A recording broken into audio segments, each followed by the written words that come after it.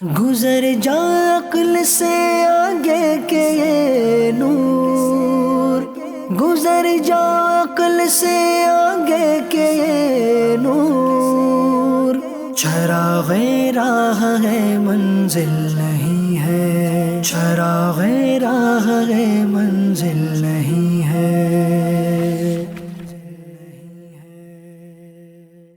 الحمدللہ رب العالمین والصلاة والسلام علی سید الانبیاء والمرسلین، اما بعد فاعوذ باللہ من الشیطان الرجیم، بسم اللہ الرحمن الرحیم۔ الصلاة والسلام علیکہ یا رسول اللہ وعلی آلکہ واصحابکہ یا حبیب اللہ۔ الصلاة والسلام علیکہ یا نبی اللہ وعلی آلکہ واصحابکہ یا نور اللہ۔ FGN چینل کے ناظرین، پھر ایک بار لے کر حاضر ہو چکے ہیں پروگرام سفر کی کہانی۔ امید ہے کہ اس پروگرام کا آپ کو بے صبری سے انتظار ہوتا ہوگا، اور وہ انتظار اب ختم ہو چکا ہے۔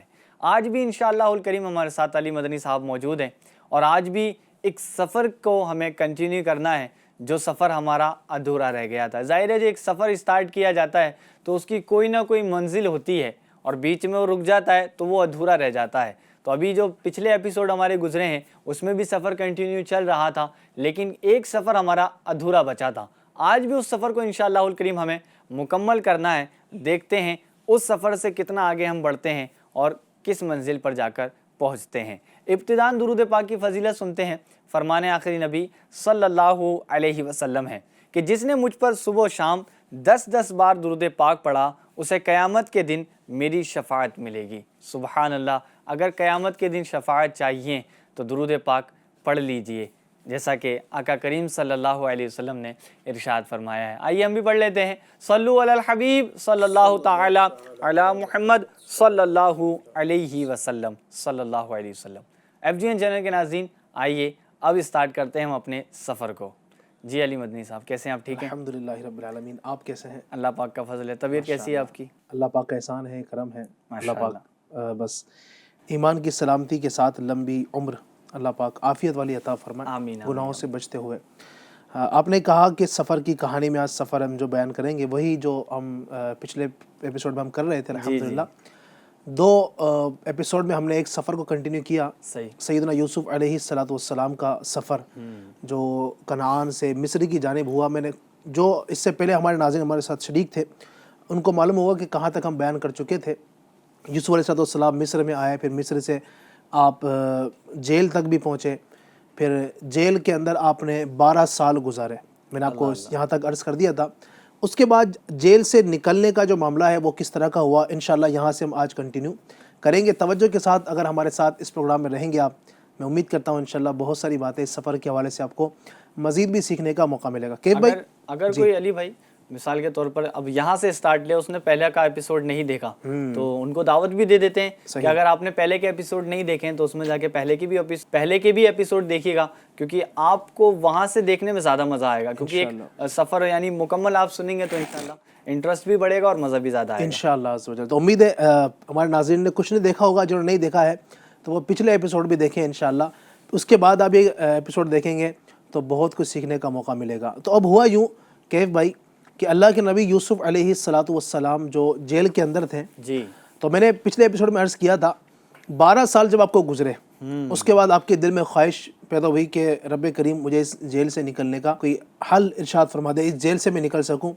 اسی رات جو مصر کا بادشاہ تھا جس کا میں نے نام پیچھے بھی ذکر کیا تھا، ریان بن ولید، تو اس نے اس رات خواب دیکھا، اور خواب میں اس نے جو دیکھا تھا کہ کچھ گائے ہیں، موٹی گائے ہیں، کچھ پتلی گائے ہیں، اس طرح کچھ ہری سبز بالیاں ہیں، کچھ سوکھی بالیاں ہیں۔ اس کے بعد اس نے اپنے جب صبح اٹھا تو اپنے پورے ملک کے جو بڑے بڑے معبرین تھے، تعبیر بتانے والے نجومی لوگ تھے، ان کو جمع کیا، اور کوئی بھی اس خواب کی تعبیر بیان نہیں کر پا رہا تھا۔ صحیح۔ لیکن اس وقت وہ جو بادشاہ کا ساقی تھا، جو بادشاہ کے دربار میں بادشاہ کو شراب پیش کیا کرتا تھا، جو کہ جیل میں رہ کر آ چکا تھا اور اس کی یوسف علیہ السلام کی تعبیر ہی سے وہ آزاد ہوا تھا، تو اس کو یاد آیا پھر کہ یوسف علیہ السلام ایک ہیں کہ جنہوں نے مجھ پر احسان کیا تھا، جن کے ساتھ میں 5 سال جیل میں رہا تھا۔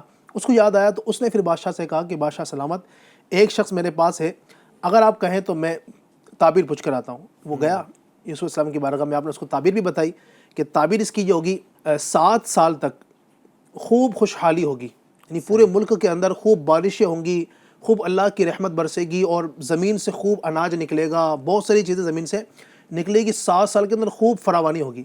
وہ جو موٹی گائے ہے اس سے مراد یہ ہے. اس طرح جو سبز بالیاں اس سے مراد یہ ہیں.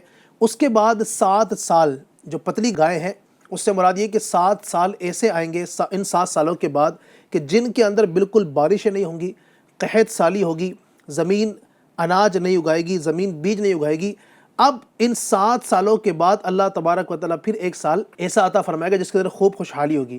اب یہ جو 7 سال ہیں، جو بعد والے 7 سال، ان کے اندر آپ نے یہ بھی بتا دیا تھا کہ تمہیں کرنا یہ ہوگا کہ ان 7 سالوں کے اندر، پہلے 7 سالوں کے اندر جو بہت زیادہ زراعت ہوئی ہیں، بہت زیادہ کھیتیاں ہوئی ہیں، بہت زیادہ اللہ کی رحمت برسی ہیں، اب کرنا یہ ہے کہ آنے والے 7 سالوں کے اندر اس کو استعمال کرنا ہے. یعنی 7 سالوں کے اندر جو جمع ہوگا اس کو پورا کھانا نہیں ہے بلکہ تھوڑا سا کھائیں، باقی بچا دیں اور بچا کر جو ہے نا وہ بادشاہ کے گودام کے اندر اس کو جمع کروا دیں تاکہ آنے والے 7 سالوں کے اندر وہ کام آ سکے.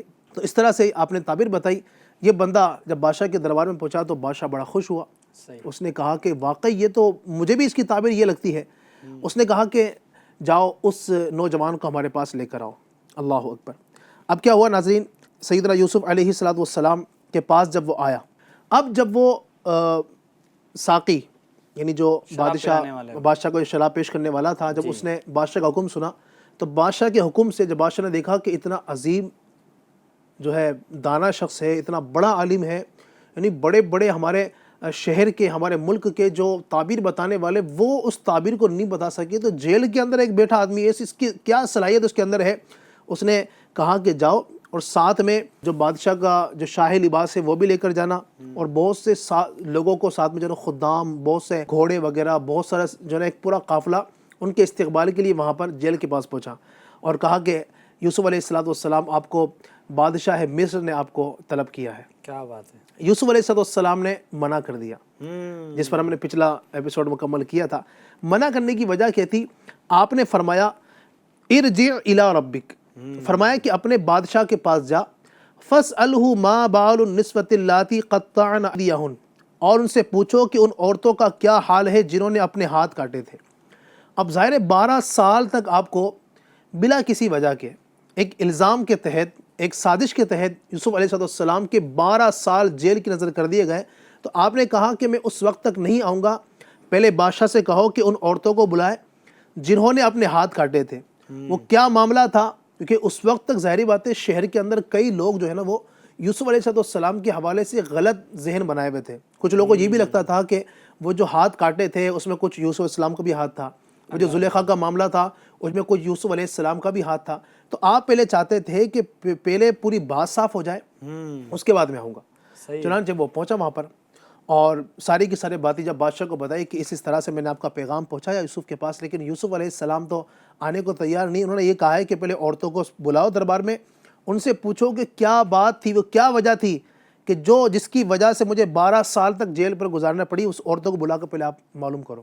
صحیح. اب اس کے بعد اللہ فرماتا ہے قال ما خطبكن اذ راوتن یوسف عن نفسه قلنا حاش للہ ما علمنا علیہ من سوء قالت امرأة العزیز الآن حصحص الحق انا راودته عن نفسه وانه لمن الصادقین. بادشاہ نے جب یہ سنا تو بادشاہ نے مصر کی جتنی بھی عورتیں تھیں جنہوں نے اس وقت اپنے ہاتھ کاٹے تھے، اسی طرح زلیخا ہے، ان سب کو اپنے دربار کے اندر جمع کیا اور ان سے پوچھا کہ اب بتاؤ کہ جو ایک عظیم شخصیت، عظیم بزرگ شخصیت جو جیل کے اندر آرام فرما ہے، مجھے پتہ چلا ہے کہ ان کے معاملے میں تمہارا کچھ ہاتھ ہے، بتاؤ کہ وہ کیا ہاتھ کاٹنے والا کیا قصہ تھا، کیا معاملہ تھا. اس تک شاید ہوتا ہے بادشاہ کو اس معاملے کی خبر نہ ہو.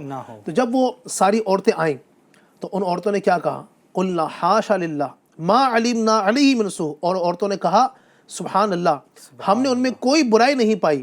قالت امرأۃ العزیز الآن حصحص الحق، عزیز کی عورت نے کہا، عزیز مصر جو اس کی جو بیوی تھی زلیخا، اللہ پاک نے قرآن کریم کا ذکر کیا. قالت امرأۃ العزیز الآن حصحص الحق، عزیز کی عورت نے کہا اب اصل بات کھل گئی.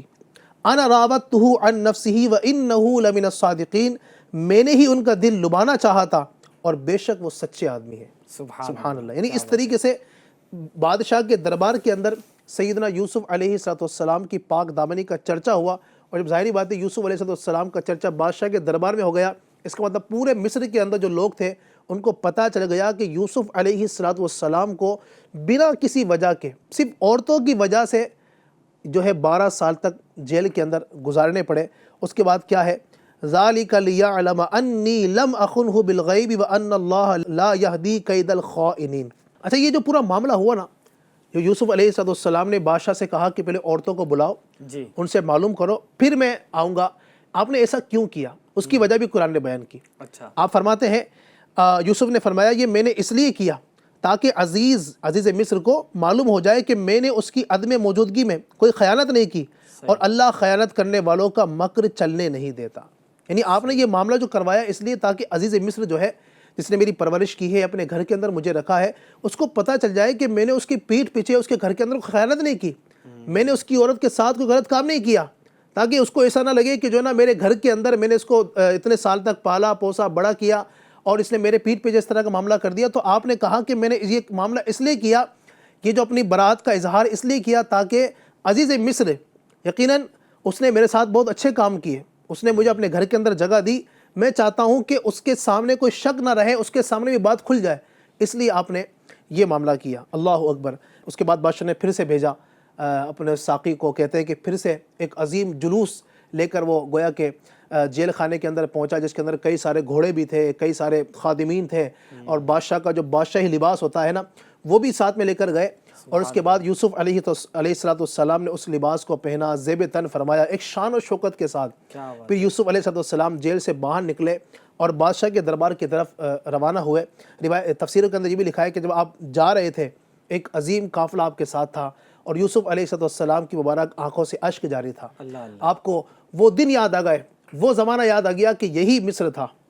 اسی مصر میں آج سے کچھ سال، تقریباً 20-25 سال پہلے، اسی مصر کے اندر جب میں چھوٹا تھا تو مجھے غلام بنا کر لایا گیا تھا. میرے پھٹے پرانے کپڑے تھے، ان کپڑوں کے اندر مجھے اسی مصر کے اندر لا کر بیچا گیا تھا. اور آج کا دن ہے، اللہ کی شان تے دیکھو کہ اللہ رب العزت نے کیسا مرتبہ بلند کر دیا ہے. اب سیدنا یوسف علیہ السلام اس قافلے کے ساتھ بادشاہ کے دربار کے اندر پہنچے. یہ بھی تفسیروں کے اندر لکھا ہے کہ بادشاہ نے جب آپ کو دیکھا تو آپ کے روب کی وجہ سے، وہ بادشاہ عزیز مصر کہا جاتا ہے کہ وہ جو بادشاہ تھا تو وہ جو تھا وہ یعنی کسی کے بھی روب میں نہیں آتا تھا. وہ ظاہر ہے ہاں بادشاہ تھا تو سب سے بڑا ظاہری بات ہے، اس کے بعد پوسٹ سب سے بڑی بادشاہ کی ہوتی ہے، اس سے بڑی پوسٹ کس کے پاس ہے دنیا کے اندر؟ ظاہری اعتبار سے دیکھیں، دنیا کے قانون کے اعتبار سے. لیکن وہ بادشاہ کسی کے لیے کھڑا نہیں ہوتا تھا. یوسف علیہ السلام جیسے ہی محل کے اندر انٹر ہوئے، بادشاہ اپنی جگہ سے کھڑا ہو گیا، اور وہ جو سیڑھی تھی اس کی تخت کی سیڑھیاں، اس سے نیچے آ کر یوسف علیہ السلام سے ملاقات کی. اس کے بعد سیدنا یوسف علیہ السلام کو اس نے اپنی جگہ پر بٹھایا، اپنے ساتھ بٹھایا، اور پھر بہت ساری گفتگو شروع ہوئی. اللہ تبارک و تعالی نے قرآن کریم کے اندر اس کا ذکر کیا. وقال الملک اتونی بہ استخلصہ لنفسی فلما کلمہ قال انک اليوم لدینا مکین امین. اور بادشاہ نے کہا انہیں میرے پاس لے آؤ تاکہ میں انہیں اپنے لیے منتخب کر لوں. پھر جب بادشاہ نے بات کی ہے نا، جب یوسف علیہ السلام نے بادشاہ سے بات کی بہت ساری، جب بادشاہ نے ان کا جب یہ کمال دیکھا، ان کی گفتگو کا انداز، روایتوں میں یہ بھی آتا ہے کہ بادشاہ جو ہے مصر کا بادشاہ وہ 70 زبانیں جانتا تھا. 70 لینگویج کیا بات، وہ اس میں کلام کرتا تھا. یوسف علیہ السلام نے اس کی ہر لینگویج میں اس سے کلام کیا، سبحان جس اللہ، لینگویج کیا میں. بات ہے. اس کے بعد یوسف علیہ السلام نے اس سے عربی زبان میں کلام کیا تو بادشاہ عربی میں کلام نہیں کر سکا. اللہ اللہ. اس نے پوچھا کہ یہ کس کی زبان ہے؟ تو آپ نے کہا یہ میرے والد کی زبان ہے. اس کے بعد یوسف علیہ السلام نے جو ان کی والدہ کی زبان تھی، غالباً وہ جو زبان تھی عبرانی زبان تھی، غالباً ہاں عبرانی زبان میں کلام کیا تو بادشاہ اس کا بھی جواب نہیں دے سکا، اس میں کلام نہیں کر سکا. یہاں بھی فوقیت حاصل کی، ماشاءاللہ. تو اس نے کہا کہ یہ کس کی زبان ہے؟ تو اس نے کہا کہ یوسف علیہ السلام نے کہا یہ میری والدہ کی زبان ہے. اس طرح بادشاہ آپ سے بڑا جو ہے نا وہ متاثر بھی ہوا، کیونکہ ظاہر بات ہے یوسف، آپ دیکھیں یوسف علیہ السلام 7 سال کی عمر میں یا 11 سال کی عمر کے اندر آپ مصر میں آئے، ٹھیک ہے، مصر کے اندر آپ عزیز مصر کے ساتھ مصر میں محل میں رہے. اچھا اس کے بعد آپ 12 سال جیل میں رہے. اس پورے عرصے کے اندر یعنی آپ کا کوئی استاد نہیں تھا جو آپ کو اتنی ساری زبانیں سکھائے. تو بادشاہ وہی حیران تھا کہ یہ بچہ تھا یہاں پر آیا، اس نے کسی سے پڑھا نہیں دنیا کے اندر ظاہری طور پر، پھر بھی اتنا علم اس کے پاس ہے. تو وہ جان گئے یقیناً اس کو جو علم سکھایا ہے اس کے رب نے سکھایا ہے. بے شک بے شک. اور یہ بھی آتا ہے کہ آپ کی ساری باتوں سے متاثر ہو کر وہ آپ کے دامن کرم سے دامن اسلام سے وابستہ ہو گیا وہ بادشاہ, اور وہ آپ کا بڑا عاشق ہو گیا. اور اس نے پھر کہا, جب آپ کی گفتگو سنے, کہا انک الیوم لدینا مکین امین, کہا بے شک آج آپ ہمارے یہاں معزز امانت دار ہیں. اور یہ بھی آتا ہے کہ بادشاہ نے جو ہے یوسف علیہ السلام کی جب عقل دیکھی, یہ دانائی دیکھی, اور چونکہ اس نے دیکھا کہ عزیز مصر نے بلا وجہ ایک مظلوم کو, ایک بے گناہ کو 12 سال تک اپنی بیوی کے بات میں آ کر 12 سال تک ایک عظیم شخص کو, اتنے دانا شخص کو, جو اگر ہمارے ملک کے اندر اگر 12 سال ہمارے ملک کو دے دیتا تو ہمارے ملک میں کیا سے کیا ہو جاتا, اس کو اس نے ایک جیل میں ڈال دیا. کہا جاتا ہے کہ بادشاہ نے عزیز مصر قطفیر جو تھا اس کو اس کی ذمہ داری سے معزول کر دیا, اس کی ذمہ داری سے اس کو ہٹا دیا. پھر یوسف علیہ السلام کو اس کی ذمہ داری پر رکھا. یوسف علیہ السلام مصر کے عزیز مصر بن گئے. سبحان یعنی یوں میں کہوں کہ مصر کے جو پرائم منسٹر آپ بن گئے. جی اچھا کہ ناظرین اور کہ بھائی آپ دیکھیں کہاں یوسف علیہ السلام جب آئے تھے, غلام بن کر آئے تھے نا, صحیح غلام بن کر آپ مصر میں داخل ہوئے تھے, اور اللہ رب العزت نے کیسا مرتبہ کیا کہ آج آپ مصر کے بادشاہ بن گئے. بلکہ یہاں تک بھی آتا ہے کہ جو مصر کا بادشاہ نے تھا اس نے یہ بھی پیشکش کی کہ آپ بادشاہ بن جائے. آپ نے کہا نہیں, جب تک تو زندہ ہے تو بادشاہ تو ہی رہے گا. ہاں بادشاہ وہی رہے گا. لیکن وہ چونکہ اس نے دیکھا کہ یوسف علیہ السلام مجھ سے بھی عظیم ہے, وہ تو نہیں وہ صرف نام کا بادشاہ تھا, اس نے ساری کے ساری خزانے کی چابیاں بھی آپ کو دے دی ہیں, کو مالک کر دیا. اور جب تک وہ بادشاہ زندہ تھا تب تک وہ نام کا بادشاہ رہا. اس کی موجودگی کے اندر بھی یوسف علیہ السلام ہی سارے ملک کے معاملات کو دیکھتے تھے. خیر یہ بھی آتا ہے کہ پھر جب کچھ دنوں کے بعد جو قطفیر تھا عزیز مصر, اس کا انتقال ہو گیا, اور اس کا انتقال ہوا تو پھر یوسف علیہ السلام کا نکاح زلیخا سے ہو گیا. آپ کو پہلے بھی عرض کیا تھا نا, میں نے شروع کے اندر جو اس واقعے کا جب نے پہلا پارٹ اس کے اندر عرض کیا تھا, بتایا تھا کہ زلیخا نے خواب دیکھا تھا, ہے نا, آپ کو یاد ہوگا کیف بھائی, ہمارے ناظرین کو بھی جنہوں نے دیکھا ہوگا, اس نے خواب دیکھا تھا کہ عزیز مصر ہیں جو بڑے حسین ہیں دکھائے گئے ہیں, لیکن جب وہ نکاح کر کے آئی تو اس وقت قطفیر تھا, اور اس کو یہ امید تھی کہ ہو نہ ہو وہ جو مجھے خواب کے اندر دکھایا گیا ہے ضرور وہ آئے گا.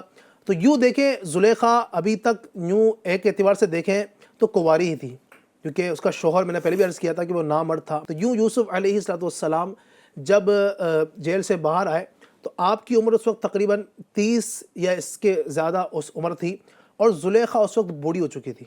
اچھا ظاہر ہے جب یوسف علیہ السلام 7 یا 11 سال کی عمر کے اندر مصر میں آئے تھے, آپ تو جب چھوٹے بچے تھے اس وقت, اور زلیخا اس وقت جوان تھی. لیکن جب یوسف علیہ السلام جوان ہو گئے تو زلیخا تو بڑی ہو چکی تھی.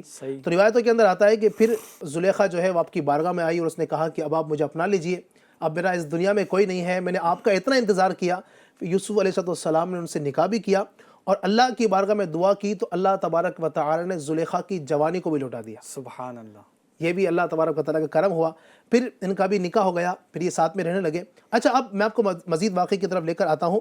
اب جب بادشاہ کے دربار کے اندر آپ بیٹھے اور سارے معاملات ہوئے تو اب وہ ڈسکس ہوئی نا ساری کی ساری کہ اب وہ جو 7 سال آنے والے ہیں ان کو ہمیں فیس کرنا ہے.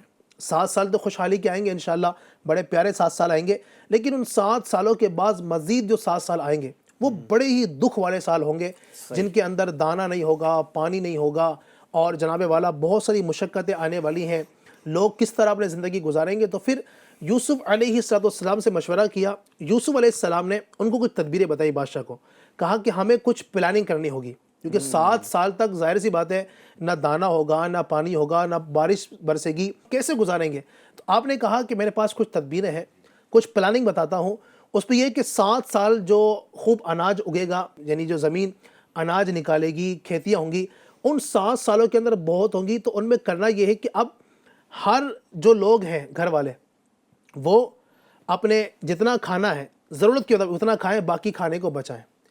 اور ہم کیا کریں گے, ان 7 سالوں کے اندر حکومت کی طرف سے بہت بڑے بڑے گودام بنائیں گے, جن کے اندر جو اناج بچتا جائے گا ان کو یہاں پر اسٹور کریں گے, تاکہ وہ آنے والے 7 سالوں کے اندر کام آ جائے. آپ ناظرین غور کیجیے گا. ان 7 سال خوب دبا کے کھیتی کریں گے, اور بچا کے بھی رکھیں گے. بچا کے بھی رکھیں گے, اور بچانا اتنا ہے جو 7 سالوں میں ظاہر سی بات ہے چل سکے, آنے والے 7 سالوں میں, اور اس میں سے کھانا بھی ہے, اور ظاہری بات ہے کتنا نکل سکتا ہے زیادہ سے زیادہ.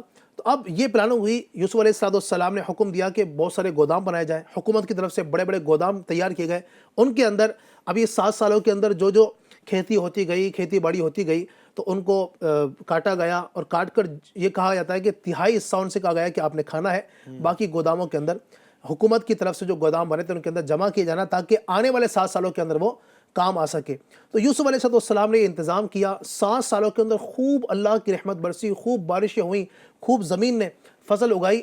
اس کے بعد 7 سالوں کے بعد اب وہ سال شروع ہوئے کہ جن کے اندر قحط ہوا تھا۔ کہا جاتا ہے کہ قحط کا اب جب سال شروع ہوا تو وہ سال ایسے کٹھن سال تھے کہ ان کے اندر اب پہلے سال تو لوگوں کے پاس جو کچھ اپنے گھروں کے اندر بچا کچا تھا، پہلے سال انہوں نے اس سے گزارا کیا، وہ بھی ان کے پاس ختم ہو گیا۔ اب چونکہ جنہوں نے جمع کیا تھا یوسف علیہ السلام کے پاس، تو ان کے پاس کچھ رکھا ہوا تھا تو وہ کچھ وہاں سے لیتے گئے، جن کے پاس نہیں تھا تو روایتوں میں آتا ہے کہ اب لوگوں نے اپنا مال دے کر اس کو خریدا۔ اچھا، وہ بھی مال بھی ختم ہو گیا، لوگوں نے اپنی جائیداد دے کر، یوسف علیہ السلام نے چونکہ اپنی تدبیر سے وہ سب جمع کر رکھا تھا، ان کے پاس اسٹور تھا، لوگ آتے تھے ان سے خریدتے تھے، لے کر جاتے تھے۔ لوگوں نے اپنے مکانات بیچے اور وہ غلہ خریدا، مکانات لوگوں کے چلے گئے، لوگوں نے جائیدادیں اپنے بیچ دی، یہاں تک کہ لوگوں نے اپنے چھوٹے بچوں کو غلام بنا کر بیچ دیا یوسف علیہ السلام کی بارگاہ میں، یہاں تک کہ وہ بھی چلے گئے۔ تو لوگوں نے پھر مزید یہ کیا، لوگوں نے اپنے آپ کو یوسف علیہ السلام کو غلام بنا کر وہ چیزیں خریدنا شروع کی۔ کیا تدبیر ہے! یہاں تک کہ روایتوں میں آتا ہے، تفسیروں کے اندر، سارا کا سارا مصر جو ہے ان لوگوں نے اپنی جائیداد، اپنی پونجیاں، اپنے گھر بار، اپنی ذات کو یوسف علیہ السلام کا غلام بنا دیا۔ اب آپ غور کریں یوسف بھائی، اب جائیں وہ 30 سال پہلے، تقریباً 30-35 سال پہلے وہ وقت تھا جب یوسف علیہ السلام ایک غلام کے طور پر بازار میں لائے گئے تھے، اور آج وہ دن ہے کہ سارا کا سارا مصر یوسف علیہ السلام کا غلام بن چکا ہے۔ کیا بات ہے! یہ سبحان اللہ نے کیسی عزت دی تھی میرے یوسف علیہ السلام۔ اللہ تبارک و تعالیٰ کی یہ تدبیر ہے نا، اللہ تبارک و تعالیٰ چاہے تو عزت دیتا ہے، اللہ تبارک و تعالیٰ چاہے تو ذلت دیتا ہے۔ یعنی یوسف علیہ السلام کے بھائیوں کو تو پتہ بھی نہیں ہوگا کہ ہم نے جس یوسف کو اپنے سے دور کیا ان کا، اچھا یوسف علیہ السلام کے بھائیوں کا بھی تذکرہ آئیے میں آپ کے سامنے کرتا ہوں۔ اب ان کا کیا ہوا؟ اب کیا ہوا؟ اللہ فرماتا ہے وَجَاءَ إِخْوَةُ يُوسُفَ فَدَخَلُوا عَلَيْهِ فَعَرَفَهُمْ وَهُمْ لَهُ مُنْكِرُونَ۔ اب ایفجن ہے کہ ناظرین ہوا یہ، اب ظاہر سی بات ہے پورے مصر کے اندر یہ معاملہ تھا کہ قحط پڑا تھا۔ اچھا، مصر کے قریب میں جو علاقے تھے ان کے اندر بھی 7 سالوں کے اندر بارشیں نہیں ہوئیں، ظاہر سی بات ہے ان کے اندر بھی یہی معاملہ تھا۔ اب یوسف علیہ السلام کا جو گاؤں تھا کنعان، جہاں پر یوسف علیہ السلام رہا کرتے تھے، وہاں پر بھی سب کچھ ختم ہو گیا، نہ کھانا ہے نہ کچھ اور چیزیں ہیں۔ انہیں تو یہ تدبیر معلوم بھی نہیں۔ ہاں، ان کو یہ تدبیر ظاہری اس وقت معلوم بھی نہیں تھی۔ اب یہ خبریں اڑتی اڑتے وہاں بھی پہنچی کہ بھئی ایسی بات ہے کہ مصر کا جو بادشاہ ہے، عزیز مصر ہے جو، سبحان اللہ، ان کو کیا پتا تھا کہ عزیز مصر ان کا بھائی ہے، سبحان اللہ سبحان اللہ۔ تو اب ان تک بات پہنچی کہ عزیز مصر جو ہے اس نے وہ بڑا مہربان ہے اور اس نے غلے اپنے پاس جمع کیے ہوئے ہیں اور وہ لوگوں کو بیچتا ہے۔ تو سیدنا یعقوب علیہ السلام نے اپنے بیٹوں کو جمع کیا۔ یعقوب علیہ السلام ویسے تو ان سے آپ خلوت میں رہا کرتے تھے، ان سے زیادہ بات نہیں کرتے کیونکہ آپ ابھی تک صدمے میں تھے اپنے بیٹے یوسف علیہ السلام کے، جو ان کے بھائیوں نے اپنے بھائی کو یوسف علیہ السلام کو جدا کیا تھا، اور آپ اپنے چھوٹے بیٹے بنیامین کو ساتھ رکھا کرتے تھے جو ان کے چھوٹے بیٹے تھے، باقی بھائیوں سے تقریباً آپ دور رہا کرتے تھے۔ لیکن ظاہر بات ہے اس طرح کا معاملہ ہوا جب سب چیزیں اناج ختم ہونا شروع ہوا تو سیدنا یعقوب علیہ السلام نے اپنے بیٹوں کو جمع کیا اور کہا دیکھو ہمارے پاس اناج ختم ہوتا چلا جا رہا ہے، اور سنا ہے کہ مصر کا جو بادشاہ ہے، اچھا یہ بھی روایتوں میں آتا ہے کہ آپ کو پتا تھا، آپ اللہ کے نبی ہے نا، غیب جانتے تھے، لیکن اللہ کی طرف سے آپ کو اجازت نہیں تھی کہ آپ ان چیزوں کو ظاہر کریں، تو آپ نے کہا کہ دیکھو مصر کا جو عزیز مصر ہے، بادشاہ ہے، وہ جو ہے نا وہ لوگوں کو غلہ بیچتا ہے، ایسا کرو تم جو کچھ رقم یہاں سے لے کر جاؤ اور رقم لے جا کر بادشاہ عزیز مصر جو اس کے پاس جانا اور اس سے کہنا کہ وہ تمہیں بھی کچھ دے، امید ہے انشاءاللہ وہ تمہیں بھی کچھ عطا کرے گا۔ اب یہ بھائی اپنے والد محترم سے اجازت لے کر، ان کی دعائیں لے کر، 10 بھائی جو تھے بڑے ہیں، یوسف علیہ السلام کے جو چھوٹے بھائی تھے بنیامین، وہ آپ کے پاس ہی تھے، اور چونکہ یوسف علیہ السلام کی جدائیگی کا یعقوب علیہ السلام کو بہت صدمہ تھا، بہت غم تھا، اور آپ بہت زیادہ جسمانی طور پر کمزور ہو چکے تھے، اور آپ کے پاس اب یہی ایک بنیامین تھے جو آپ کے چھوٹے بیٹے تھے، تو آپ ان کو اپنے سے جدا نہیں کیا کرتے تھے، اپنے ساتھ میں رکھا کرتے تھے، اپنے ساتھ میں رکھا ان کو اور کہا کہ تم 10 چلے جاؤ۔ چنانچہ یہ 10 جو تھے وہ ان کا چلے، سفر اسٹارٹ ہاں اب ان کا سفر اسٹارٹ ہوا مصر کا، یعنی پہلے سفر تھا یوسف علیہ السلام کا مصر کی طرف، اب مصر کی طرف اسٹارٹ ہوتا ہے ان 10 بھائیوں کا۔ اب یہ 10 بھائی جو ہے شہر کے پاس پہنچے اور شہر کے دروازوں کے اندر داخل ہوئے۔ اللہ تبارک و تعالیٰ ارشاد فرماتا ہے وَجَاءَ إِخْوَةُ يُوسُفَ فَدَخَلُوا عَلَيْهِ فَعَرَفَهُمْ وَهُمْ لَهُ مُنْكِرُونَ۔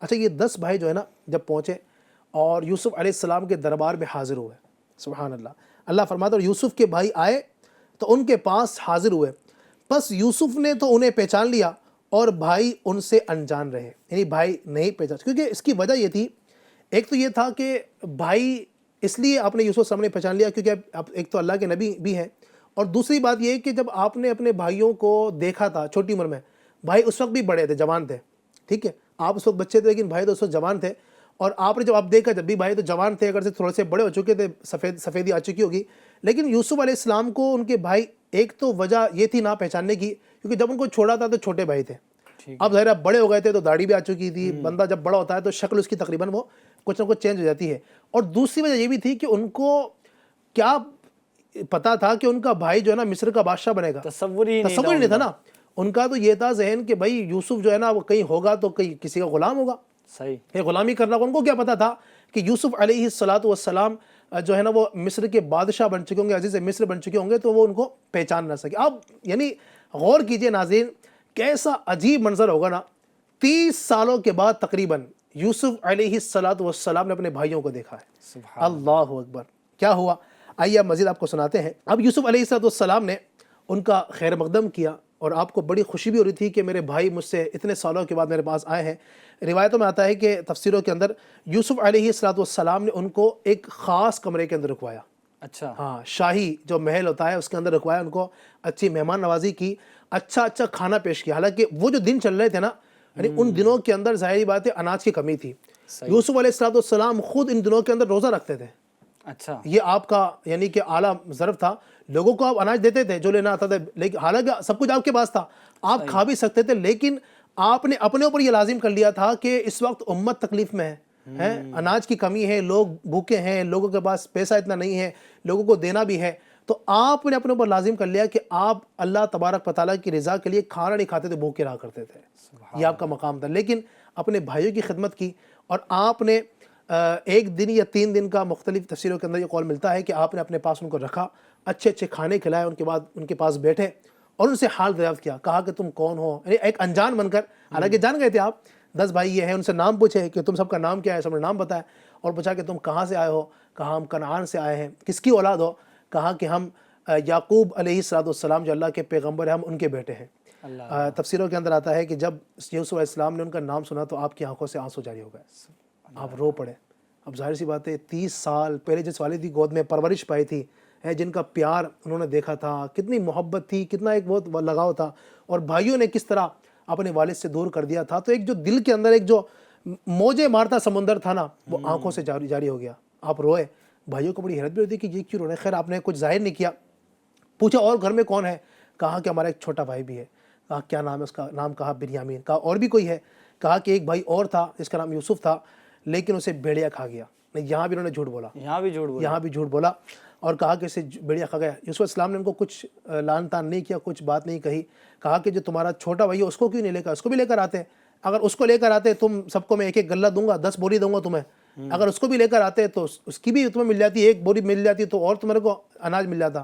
کہا کہ وجہ یہ ہے کہ چونکہ ہمارے والد جو ہیں وہ یوسف سے بڑی محبت کرتے تھے، یوسف کے جانے کے بعد جو بھیڑیا کھا گیا اس کے بعد پھر جو ہے نا یہ بھائی جو ہے ہمارا چھوٹا بنیامین، تو یہ یوسف کی جگہ اس نے لے لی ہے، یوسف کے ساتھ یوسف کی جگہ پر اب یہ رہتا ہے، اور اس کو اگر ہم والد سے جدا کریں گے تو والد صاحب ان کو آنے نہیں دیتے ہیں، اس لیے ہم ان کو لے کر نہیں آ سکے۔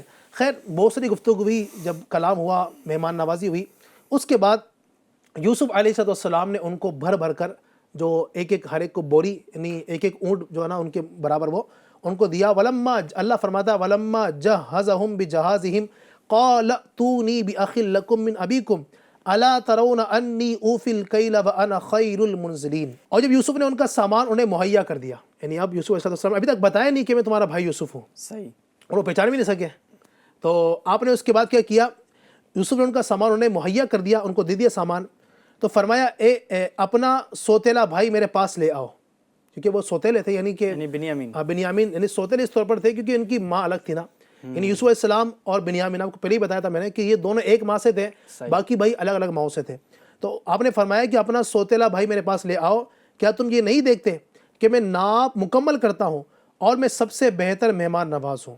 آپ نے مزید یہ فرمایا فَإِن لَمْ تَأْتُونِي بِهِ فَلَا كَيْلَ لَكُمْ عِنْدِي وَلَا تَقْرَبُونَ، فرمایا تو اگر تم اس بھائی کو میرے پاس نہیں لاؤ گے تو تمہارے لیے میرے پاس کوئی ماپ نہیں اور نہ تم میرے قریب بھٹکنا۔